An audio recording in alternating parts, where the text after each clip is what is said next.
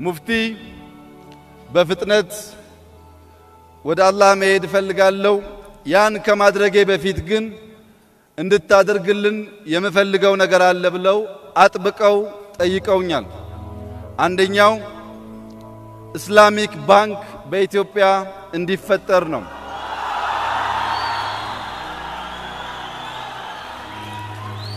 ሁለተኛው ህዝበ ሙስሊም በኢድ ወቅት እንዲሁም በረመዳን ወቅት ሰብሰብ ብሎ ልዩ መለያ የሆነውን የጀማ ሰላት በጋራ እንዲሰግድ ሰፋ ያለ ቦታ በመጠየቅ ለኢትዮጵያውያን ሙስሊሞች ብቻ ሳይሆን ከሌላ ዓለም የሚመጡ ሙስሊሞች ሊጎበኙት ሊያዩት የሚችሉ ተለቅ ያለ የእስላም ምልክት የሆነ መስጊድና የጀማ ሰላት ቦታ መስራት እንፈልጋለን ስላሉ